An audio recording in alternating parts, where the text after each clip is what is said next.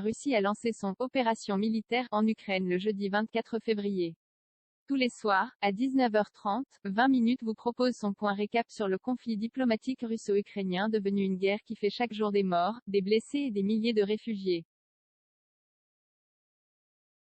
Qui a fait quoi, qui a dit quoi, et qui soutient qui et pourquoi. Vous saurez tout sur l'avancée des négociations et sur les événements de cette crise qui secoue la Russie, l'Ukraine, l'Europe ou encore les États-Unis.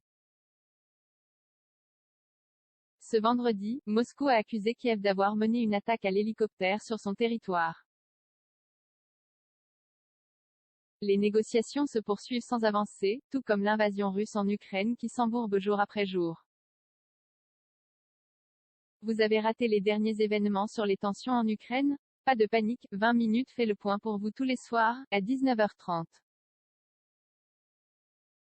Qui a fait quoi? Qui a dit quoi? Où en sommes-nous? La réponse ci-dessous. L'info du jour. Un responsable russe a accusé l'Ukraine d'avoir mené une attaque à l'hélicoptère contre un dépôt de pétrole, dans la ville de Belgorod, dans l'ouest de la Russie, à une quarantaine de kilomètres de la frontière ukrainienne ce vendredi.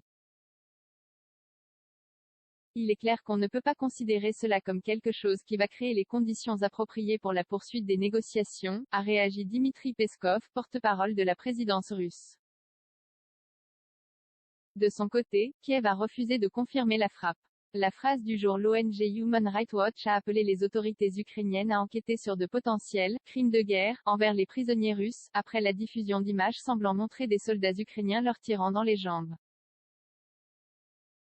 Le chiffre du jour. 7,5%. Le taux d'inflation dans la zone euro a battu un nouveau record en mars, à 7,5% sur un an, selon Eurostat.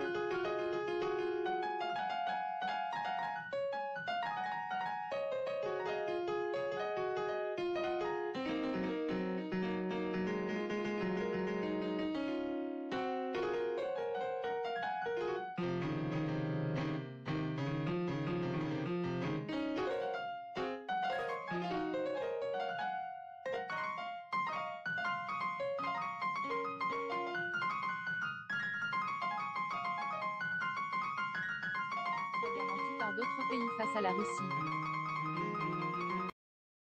Moscou avait promis de réduire son activité militaire dans le pays pour se concentrer sur le Donbass, mais combats et bombardements continuent à faire rage. Un embourbement des forces russes semble toutefois se confirmer sur le terrain militaire.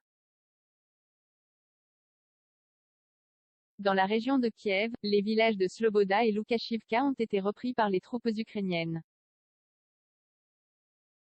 Quant à l'Est, les forces russes ont échoué à prendre le moindre territoire depuis 24 heures, selon l'Institut américain pour l'étude de la guerre, ISW.